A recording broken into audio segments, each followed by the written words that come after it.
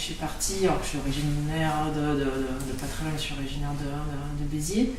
Mais tout de suite après mes études, je suis partie, j'ai eu besoin d'aller un peu découvrir le monde. Donc je suis partie, j'avais 20 et quelques années.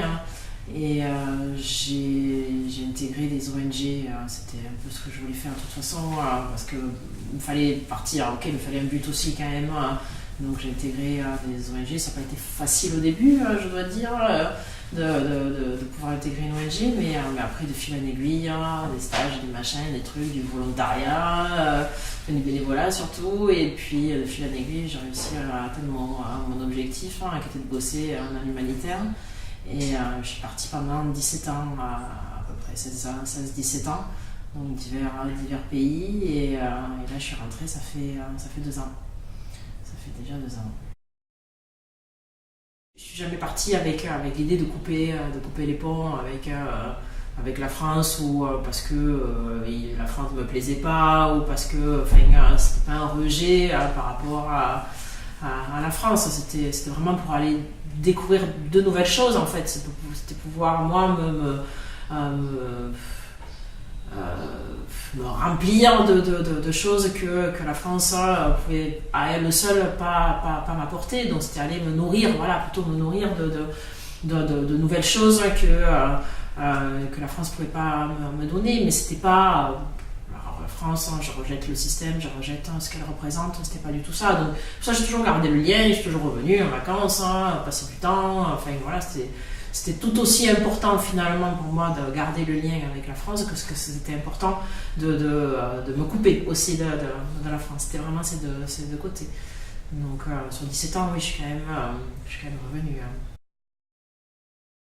C'est intéressant aussi ce côté-là finalement de construction dans un pays qui est étranger. Je me suis d'ailleurs toujours sentie étrangère. Tu peux qu'être étranger quand t'es blond et que t'es blanc déjà au Pakistan de toute façon, et que t'es pas de la même religion.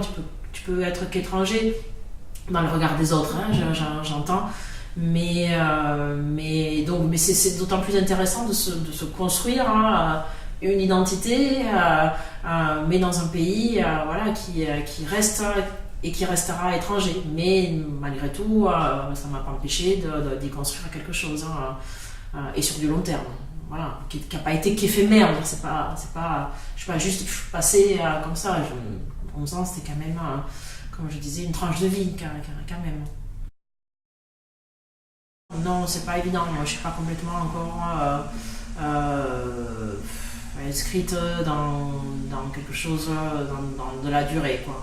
Ici, je le vis un peu comme une étape, là aussi, une étape de vie, mais je me projette pas à long terme sur un projet en France. J'ai encore quand même pas mal de difficultés, bien que je fasse pas mal de choses. J'ai engagé pas mal de choses au niveau professionnel pour pouvoir m'intégrer ici aussi.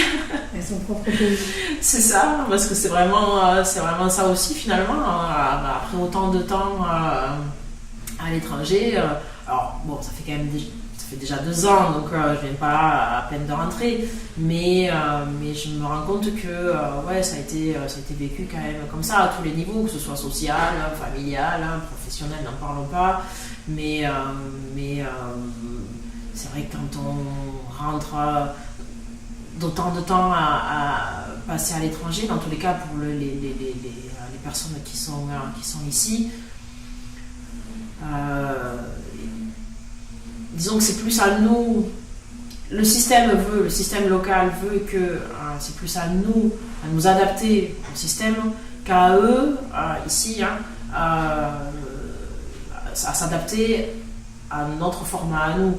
Donc du coup, c'est pour ça que je parle d'intégration, finalement, parce que 17 ans, c'est beaucoup. Donc forcément, je me suis bâtie ou je me suis construite sur des schémas qui ne sont pas complètement en adéquation avec les schémas de la France. Volontairement ou involontairement, mais dans tous les cas, c'est un fait. Il y a un décalage. Et ce décalage, quand tu rentres, forcément, tu te retrouves pas, quoi. L'écart, il est énorme. peu importe où je vis, c'est pas le lieu qui fera mon bonheur, mais c'est plutôt effectivement les personnes qui m'entourent, c'est certain. Et puis le projet de vie aussi, enfin, pourquoi tu es là à un moment donné, il y a ça aussi qui nous nourrit. On a besoin, enfin, je parle à mon nom, mais on a besoin d'objectifs dans la vie et pas d'être posé là et d'attendre que la vie se passe, non, mais d'avoir des projets de vie, et il faut qu'il y en ait plusieurs d'ailleurs dans une vie, il n'y a pas qu'un projet par vie, heureusement, mais c'est ce qui nous fait avancer. Et donc peu importe finalement le lieu où on est, et c'est vrai, c'est tout ça qui fait qu'on peut arriver à une certaine harmonie avec nous-mêmes, hein.